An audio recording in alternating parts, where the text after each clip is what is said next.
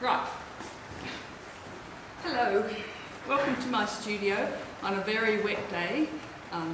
We hardly ever get rain here, so we're super excited to have rain. I think we've had 35 millimetres, which is about 1.25 inches, old money. And it's filling up the dam down the back, and we're going to have water now for drinking and for gardening right up till the next rains are probably due at the end of February, March. So this is the good time. So that's what you can hear on the roof. It's a tin roof, and the rain is a little bit, it's consistent. It's just non-stop, 18 hours so far. So that said, welcome to my studio and to my new series of painting. I'm going to be doing some simple paintings in watercolour to start with, because it's a fairly versatile medium, not nearly as hard as you think, or a lot of people do think. I think it's fairly easy, but just to say, there's a few tricks of the trade. And like everything, you can blame your materials. I do suggest you invest in a decent pad of paper. Now, admittedly, it's eye-wateringly $125 for this pad, and there's 20 sheets. So what, $6 a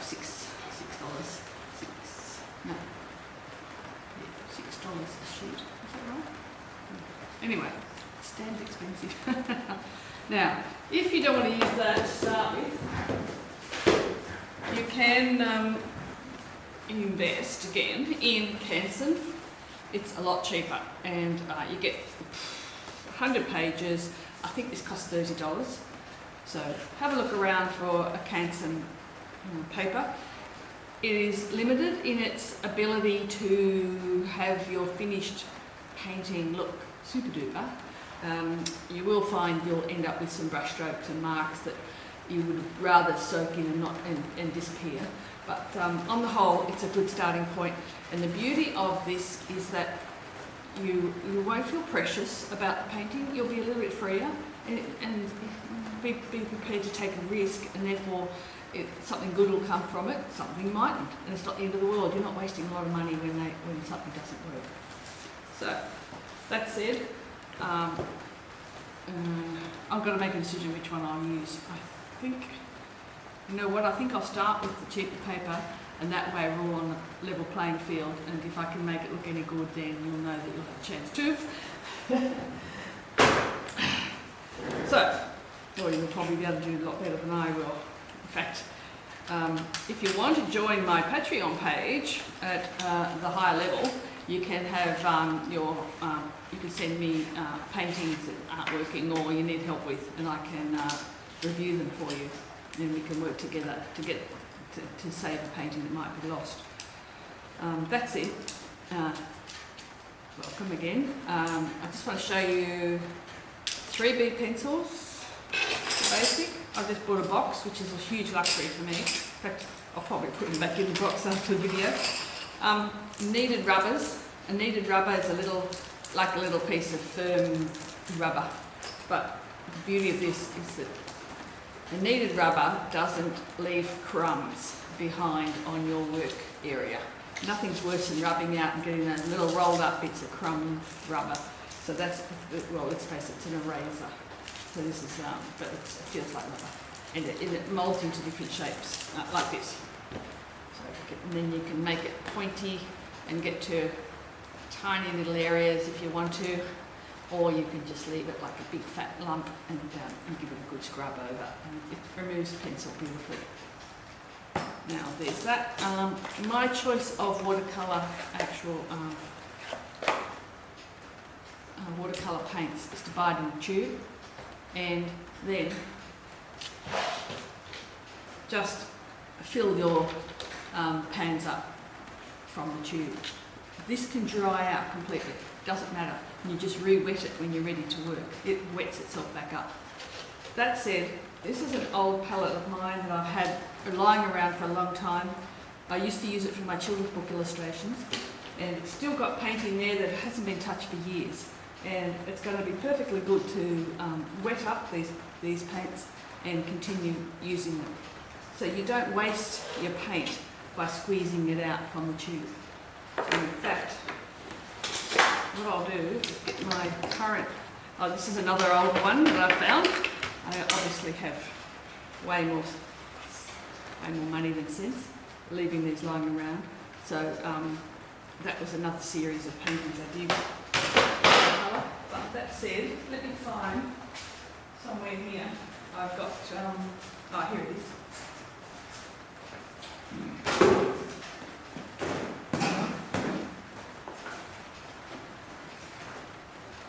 It's fancy. Oh yeah. I bought a box of thing of 2B pencils, but I'm not very happy with those. 3B is so much easier to use. Deep down here. Oh, my favourite brush. This is a palette that I've been using for my La Tour de France paintings.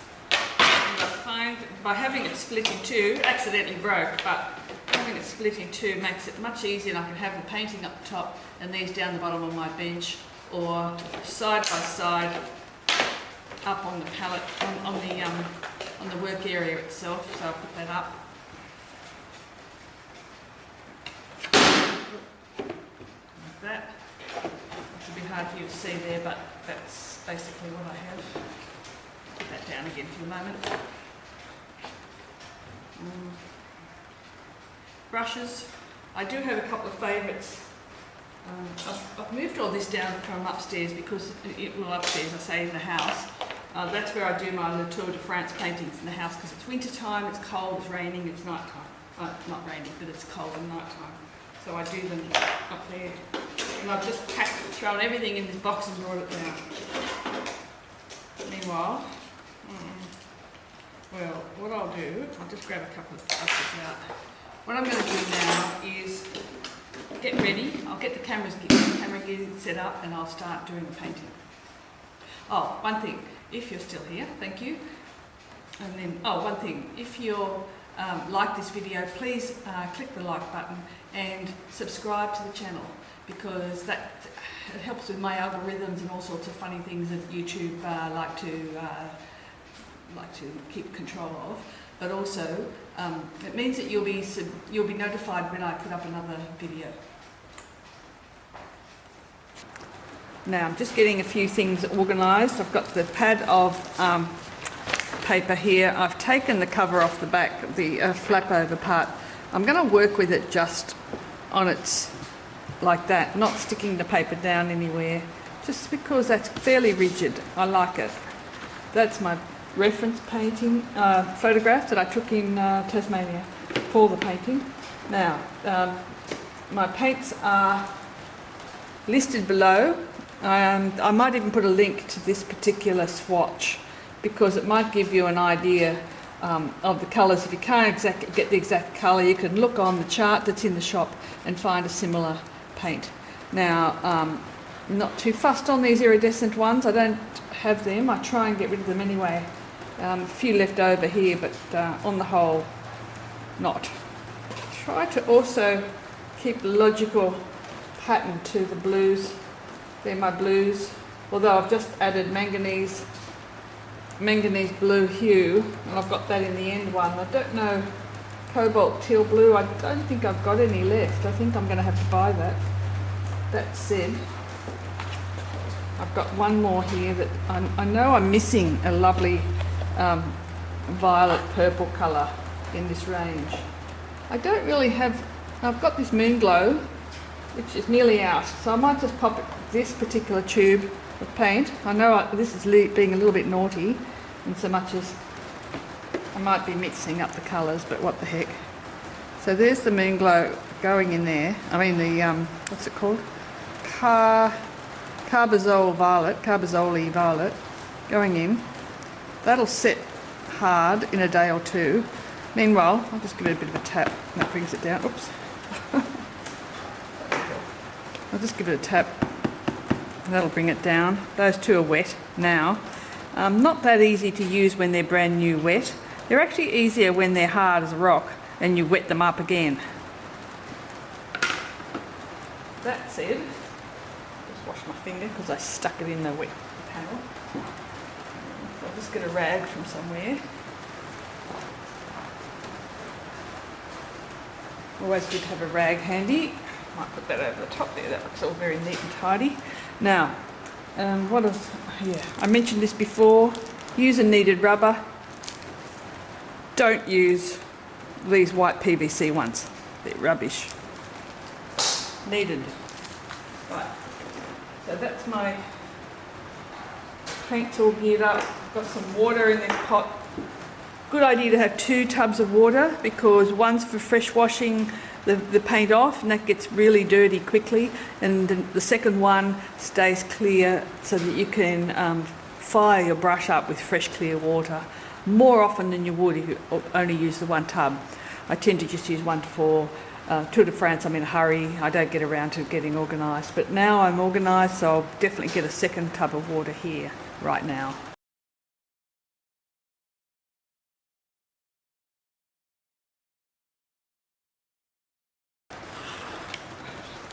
So there's the horizon, beautiful. What I'm going to do now is draw in a couple of the details that are here that it will give me a guide, and I can see that the trees go like that, then they come in like that, and then they come down like that. That's a lovely Z. That's a good start for a painting.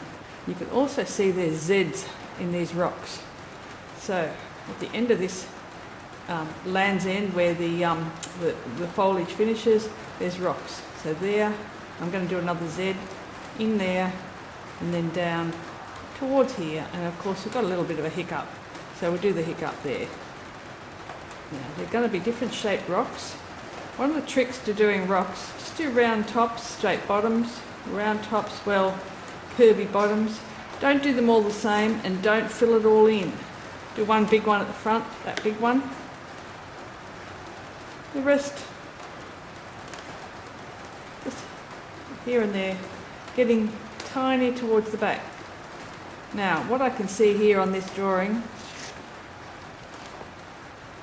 if you half close your eyes, you can't see individual rocks. You can just see lines going across. So I'm just going to put in a couple of lines back there as a guide at this stage. And I'm doing one straight down, I'm doing one a little bit of an angle, one little bit of an angle. That gives me that perspective. It'll make it look like I'm going right to the horizon, which of course I'm not because they're only rocks. But it's just a little trick. Now, I won't bother drawing those sort of things in, and maybe I'll put one rock coming there onto the sand, and I can see there's a couple of more rocks in here. A rock between the sand and the foliage, very nice. Now that'll do for that. Trees, beautiful trees. These are easy trees because they are silhouetted. They're like a flat, they're a pattern, they're just lines. So I'll just indicate going up. When you get to a little bend, make it a Y. Go a branch another side and then go a Y. And then another Y on the end of that. And another Y on the end of that. You just always don't have 2 branches coming off at the same time. In between those 2 branches, come off this side. So like that. Just a little bit of a hint. That one, I'm going to draw this one leaning up that way. I'll go right through to the top of the page now, and a couple of little branches coming off. I'll make Ys out of them, and I might do a third one. I won't do 4. I like things to be asymmetrical. 3 trees, perfect. I'll just go up there. That one might end up having a thicker trunk, so we might end up thickening the trunks down there, second line beside there, and then going up to the top. So that's all the drawing you need to do for a watercolour painting. And in fact, I'm going to get my kneaded rubber. I'm just going to knock back this a little bit. It's there, then you take it away. You put it on, but you don't take it away completely so that it's disappeared altogether. It's just you want to shadow those lines. And sometimes it's too hard to draw too light, so you draw normal and then you knock it back with the rubber. And that's why this kneaded rubber is beautiful. So I don't know if you can see it, but that is the basis for, that's as dark as you need to do the painting. Now, just to introduce you to these paints, I've got greens up here, and I might swap this over because this is going to be mainly a bluish painting. Not much flesh in here, not people, so I'll choose a brush that is a broad, thickish brush. Now, I showed you before that I had put two new fresh paints in here, but these other ones are not fresh, so I need to wet them up a little bit. What I do is, oops, not a good start. I'll go over and put a little bit of water in each one. Often when I'm starting painting in the morning, I'll just come in and go like this, a little bit of water. Because they're hard, they're not going to run into each other at this stage. They're solid, so I can run my brush right along like that. Oh, some of them are a little bit, so I might chop that out. Now, or not. One thing about these videos, they are going to be warts and all. This colour of the, normally with watercolours just do the pale first and then you end up with the darkest. And things like sky, put sky in straight away because that's about the first thing you need to establish.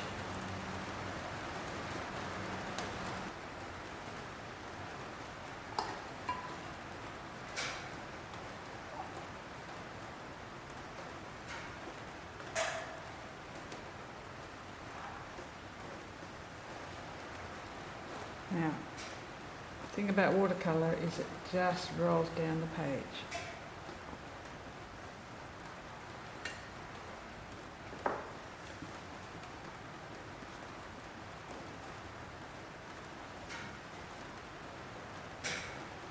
A little bit more blue in there.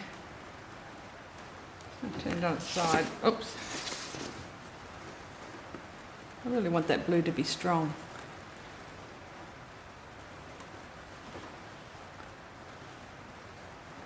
Right there on the edge there. Sometimes I might like to hold it up that way. Let the paint run down that way. See how it's running? I hate to say it, but this is due to it being fairly poor quality paper. That doesn't normally happen. Let's see. Turn it back the other way. It's all going to travel back down again. So backwards, forward, backwards, forward. What we're getting is a bit of variety in the sky, and it's just fine that it does that. I'm allowing it to dry a little bit on this edge to give me a sharp horizon. There's a bit of cloud over there, just to show you how to take a bit of cloud out at this stage. Get a dry brush, get your brush dry. Just drag it across, like that. Give it a bit of a curl, a little bit of a point. Get some cloud. You want to do a bit more, a little bit, touch more, put on a bit of an angle.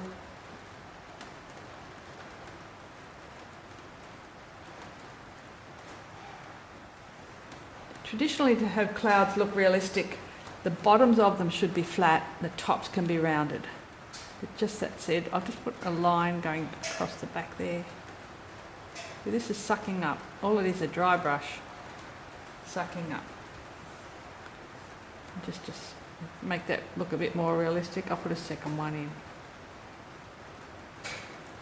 There you go, a little bit of cloud in the distance. There's a few more up here, but I won't bother putting them in because it'll look like I've made a mistake. So this is quite possible. Now, that's a very pinky blue. That's called Ultramarine Blue. I'm going to go to a cobalt colour, which is a little bit of a greener blue. Greener blue. And do this ocean section. Where was I there? Oops. Got a bit of a problem. Hang on.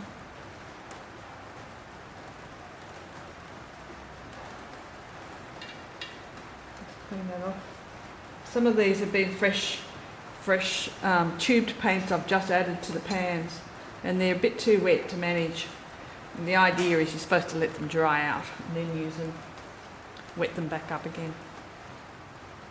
Anyway, I'm just going to mix up that colour and I'm going to turn the page on its side. This is one of the reasons why I don't necessarily like to glue the page down or tape it down. I like to be able to move this across so I've got a handle on it.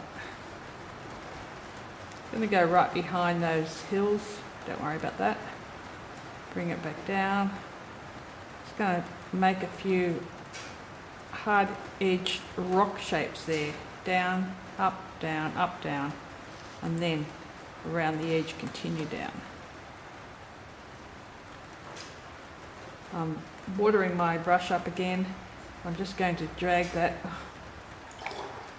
Somehow or other I think I've got purple on the edge of my pot, my water pot. Anyway, let's just see how we go. I don't mind the purple, to tell you the truth. I'm just dragging that down into the water, into the sandy area, just to give a gradation there. And to tell you the truth, there are little bits of purple under these rocks, so just for the fun of it, just going to load my brush up, a tiny bit of purple here, and just, oh, not that quickly. Too wet. Put it in.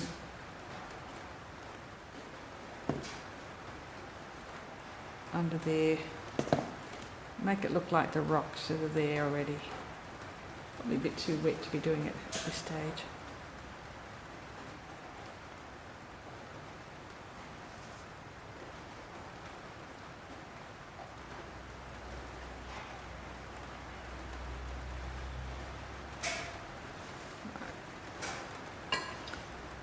Various things happening here, touching the edge of the paper. That's called a bloom, coming back in.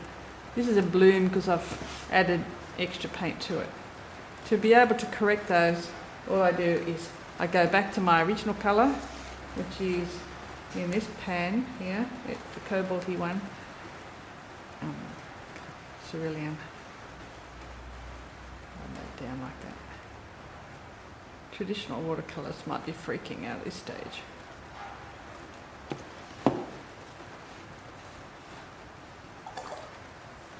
Now I need that to dry. I'm just going to let that do its thing. I'm just going to let that colour seep into the water.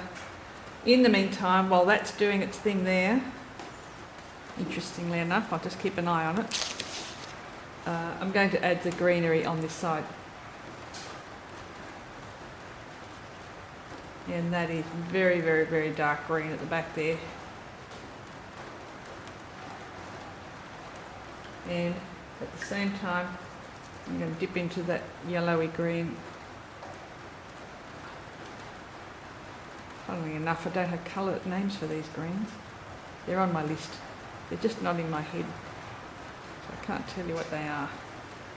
Sap Green, Emerald Green, something like that. A little bit of yellow in that. Beautiful lush yellow. I tend to wash my brush out between colours if I can.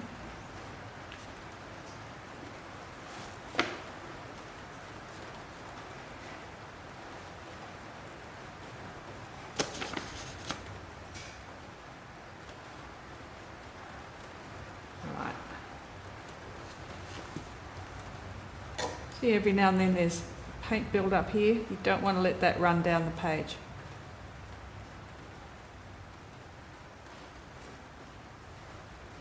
I'll let that dry and I'll come back in 5 minutes.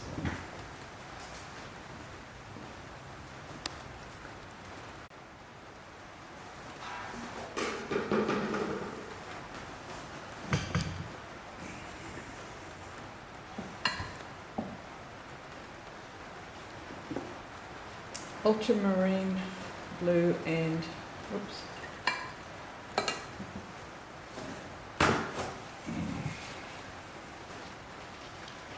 Just remove that purple. I'm trying to remove the purple. It seems to be in everything.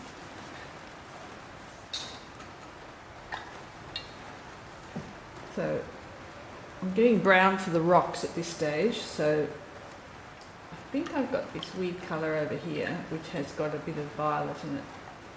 I'll go here. That's better. Beautiful. Look at that golden brown. That's called burnt umber. It's beautiful. I'm going to add some ultramarine blue to it, knock it back into a grey. So I'm going to come over here and run it out of the water like a bit of a V shaped. Tapping it round here and there, using the heel of the brush. Go back in there, back out here. Try and make it darker towards the front.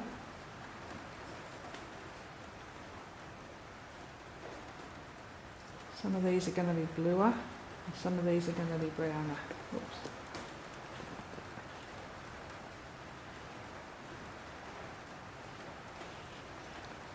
So even though I'm going all over brown, it's not going to look that dark in a minute. It's going to dry quite pale. Just let that stay white there. In fact, what I'll do, I'll just wash my brush, nothing on it, just wipe it on the rag. I'm just going to soften that edge there, make it look like the sand is over the rocks. Might soften in there a bit. In the distance here, I'll soften at the top edge.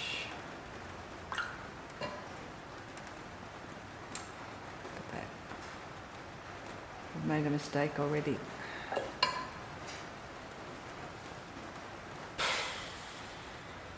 Right. This blue is bleeding down. I didn't wait long enough for it to dry. So there you go, making mistakes. First video, can't win. Not going to do much about it. I'll fix it up in a minute and I'll show you how to fix it.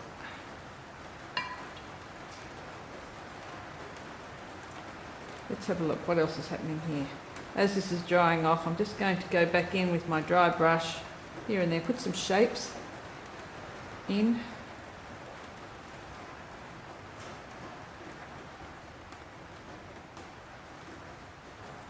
Drying it off in a random way.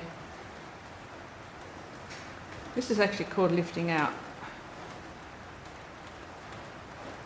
I love it. Gives a lot of variety. Now, I'm going to get a smaller brush and I'm going to go right down to the number 6 Sable,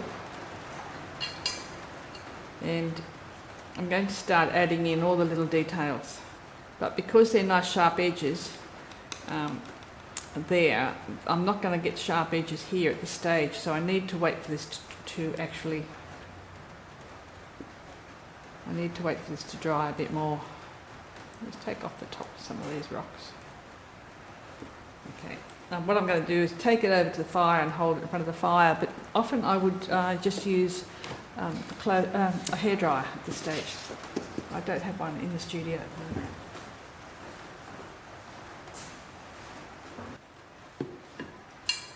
Now, it's fairly dry to touch. Messy hands anyway. I'm mixing up once again ultramarine blue and burnt umber.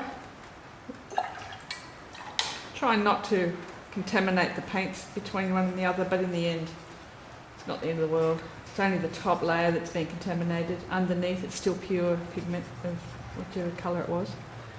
So I'm just going to start up the back here and do a little bit of a patterning, dabbing backwards and forwards and making little crisscross shapes.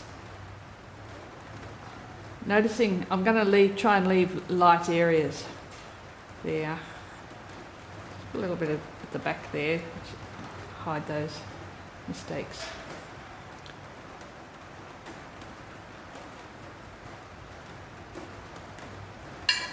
Almost using like a pencil as you would, just dabbing here and there and dragging, spotting, dragging, trying to keep slightly different shapes all the time. Don't do 2 or 3 the same. Vary, even if you have to twist your brush a little bit, give it a bit of a flick.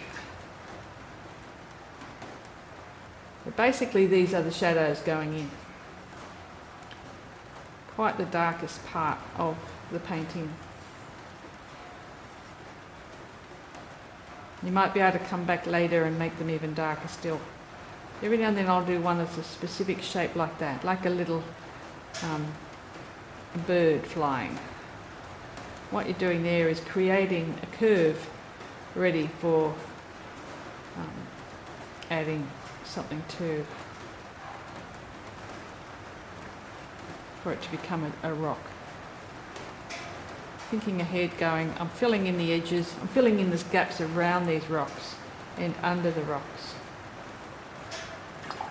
So rocks are bigger at the front, 2, 3 bigger ones, smaller towards the back there. I'll just put a bit more. Having a look at this, let's have a look. What have I got? Very dark shadows there. Right, so that means get a lot of paint on my brush. A bit more blue than brown to make the very dark black. That colour. That colour. Oh no, don't tell me I didn't push the thing. Oh yeah, I did. So scary. I'm not very good at this. Right, now I'm going to get a little bit of the brown by itself. Just going to run it around in little circles, like little curves, like a C, upside down C, or a little moon shape. Sometimes the brown needs a little bit of blue added to it. Mix around the colours a touch, put a little bit of blue in there. That gives it a variety. Now, dry your brush off, top edge, just where you can, like that.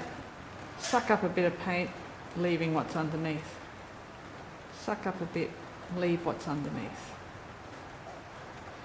Depending on how wet this is, it'll come up perfect or it won't. And that's what the fun of watercolour is. Sometimes, see those ones at the back are beginning to dry out. They're not coming up as easily. That one is. I wet it, put a bit of water on top and it'll come up. So I'm taking out the top edge just to give a slight rounding of the rock.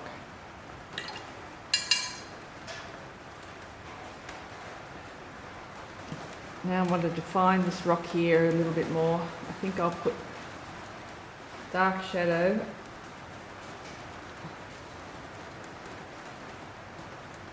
like that coming onto the beach. Another bit of a dark shadow there, that one. A little bit up the front here.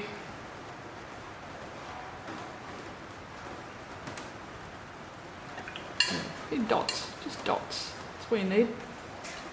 Now, I'm going to leave that alone for a while. I'm going to go to the back and finish off this grassland. And I'll go back to my bigger brush. I don't need a little brush at this stage.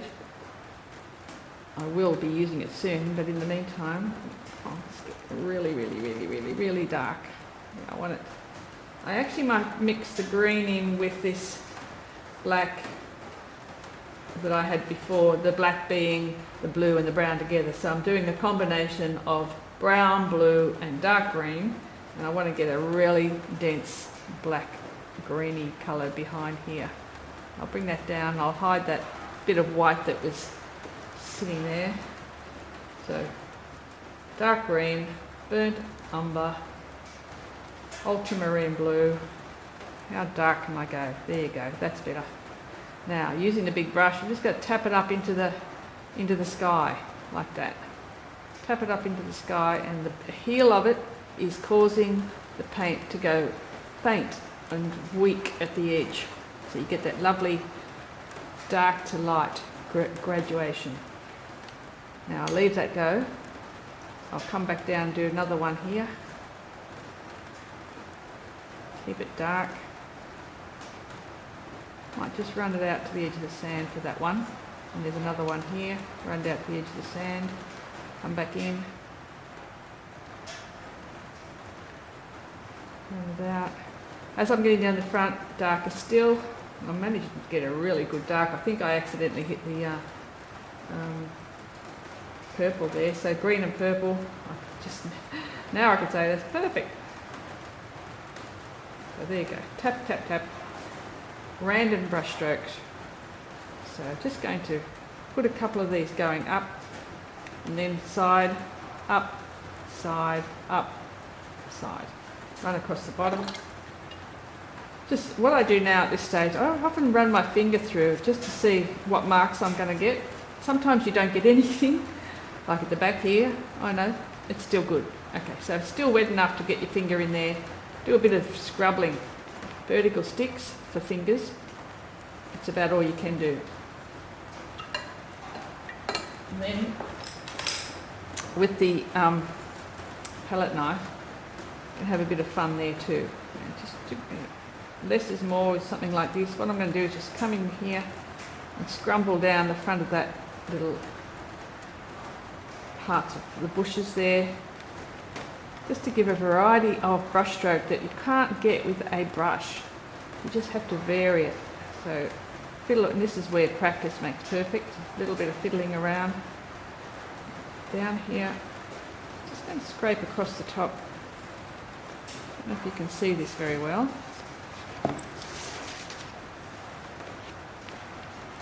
Just a little bit of side scraping brings out that texture of the paper. I might do some more twigs. These are twigs or reeds. In this case there's going to be brown reeds. I'll put them in later. Now across the back here.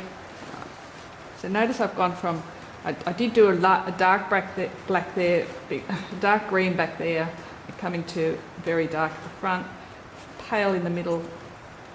A little bit worried about this yellow part here, so what I'll do is get a dirty brush. It's just a bit dirty, you know, like a bit of whatever's on it. Just going to run it through there, not right over, just a little bit, blend that out. And then I might just scrape through that bright section there. A bit too bright for me. I'll clean my brush so it's a bit lighter. Just water.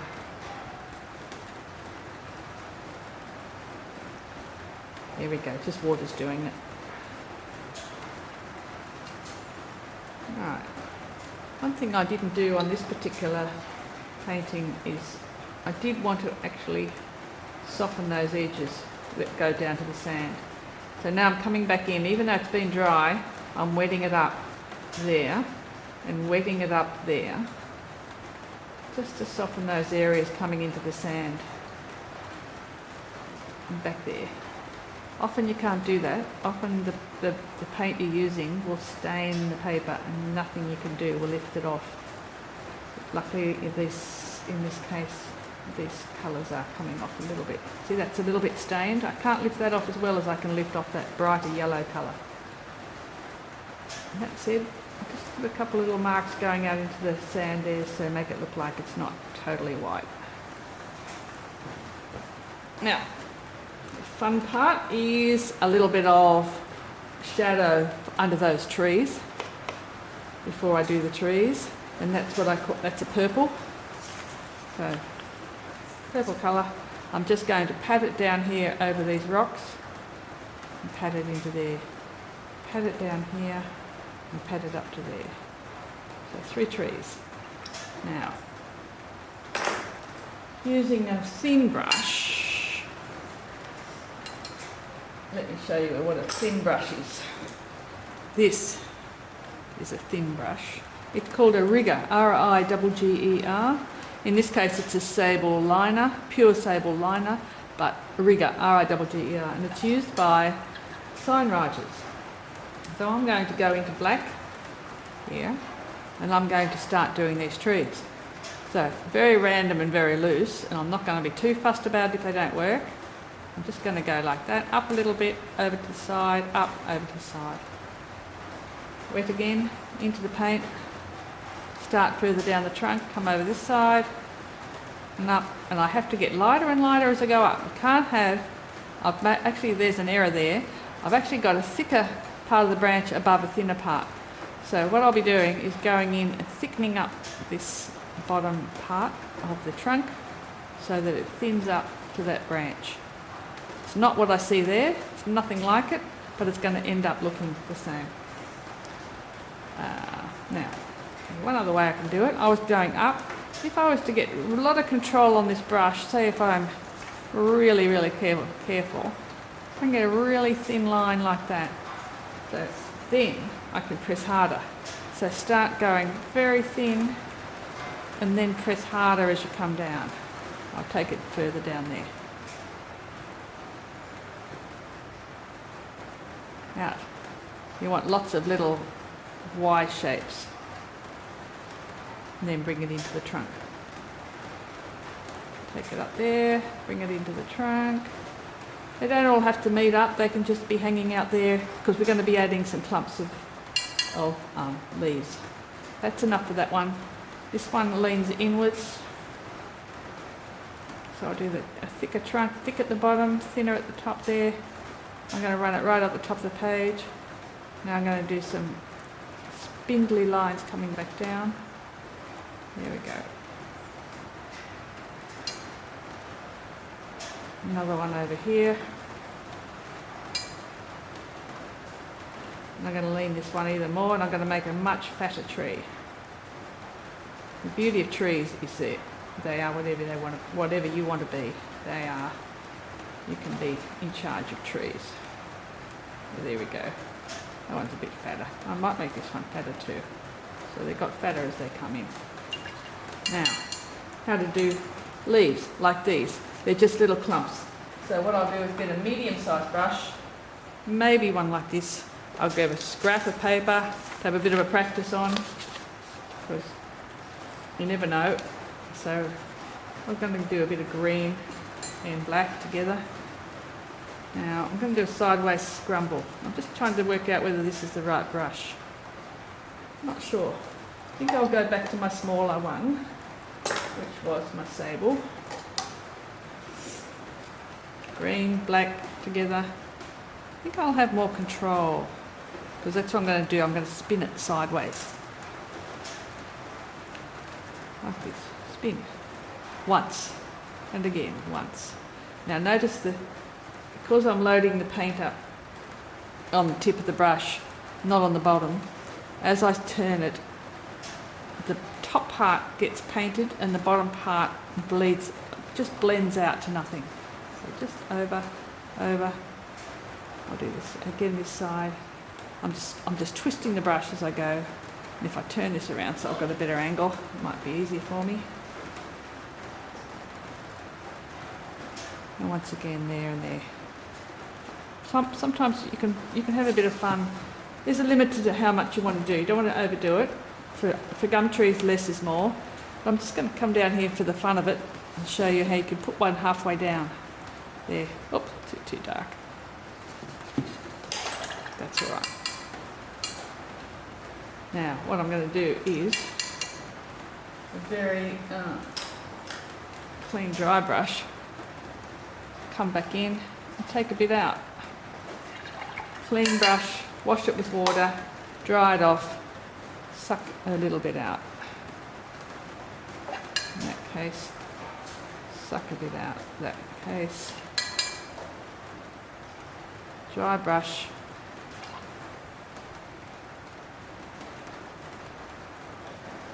Oh.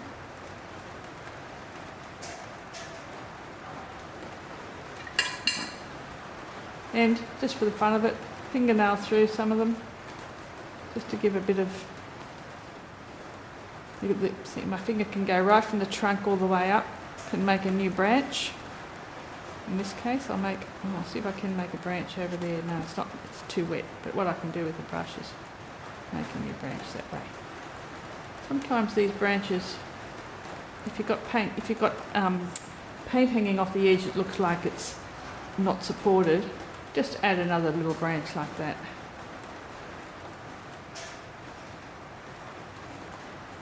Okay. Half close your eyes, that's trees. Now, just to tie it in down the bottom, I just came from that area. I'm going to put some more green on my brush and just run rub it around like that to hide the base of those trees. So you can't tell where they're from. They're just growing in amongst the masses of green. Right. We're getting close to saying enough, but there's some more things that I'd love to show you, and that is getting back to this rigger. I like to put fine lines on a painting that indicate a little bit more than what a normal brush can do. So I use one of these brushes like a pen.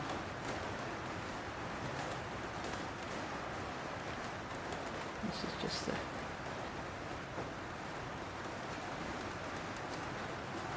the rocks behind. I'm dipping into this. I can see there's paint there. It's not going to really cause issues. I'm just going to drag it down, use it as a little drawing supply of ink.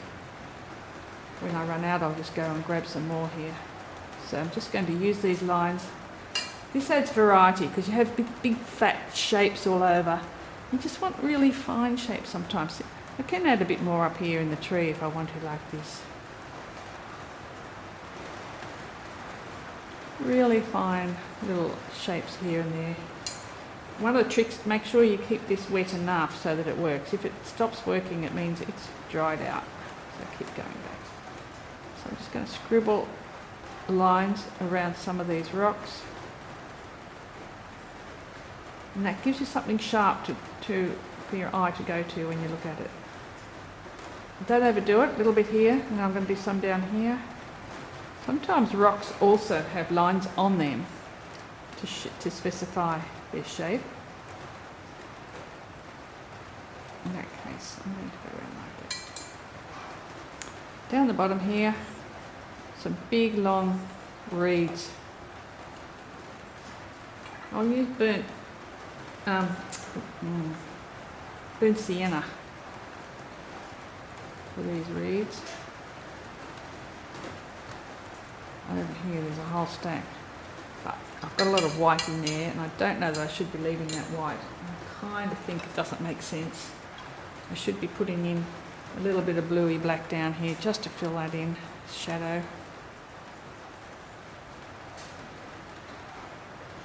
While I'm at it, I like it, so I'll use it.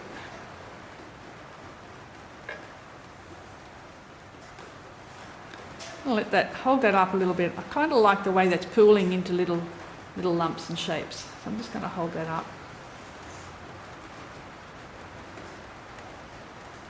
While I'm there, I'll just play around on this side.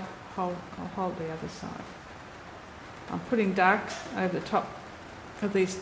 Dark on dark can be very interesting. I'm finding the dark parts, adding a bit more dark to them by just adding little streaks of the plants. You can just either do straight strokes like that, or you can leave the brush down and tap, tap, tap, tap, tap across. Like this. I'll show you. Hang on. Tap, tap, tap, tap, tap, tap, tap, tap, tap. In that case, I'm doing tap drag, I guess. Tap drag, tap drag, tap drag, tap drag, tap tap tap drag, drag. Right. I think you'll see the trick. Once you start playing with it, you'll see that that's part of the something that you start doing starts working, and you work with it. If it doesn't work well, there's ways of fixing it, which we'll go into in later videos. Just going to come over the top of that, lighten it up a little bit, just to give a bit of contrast there. There could be a rock there. There could be a rock. Suck out the colour, the dry brush. And just soften that edge there. If I half close my eyes, I'm beginning to see rocks forming here, so I'm happy enough with that. Take that one right out to the edge, so I'm scrubbing that out. Scrubbing that out. Now I'm going to use my finger to get these final reeds in here quite strong. use a V shape base, kick up from like a vase. So I'm pretty happy with that. Maybe just one or two little areas here I might have fixed up. And this is where you go back in, you say to yourself, now, is it finished or can I keep fiddling? Oops. And you know what? I'm just going to leave it at that. I'm not going to fiddle anymore. So that is the end of that painting.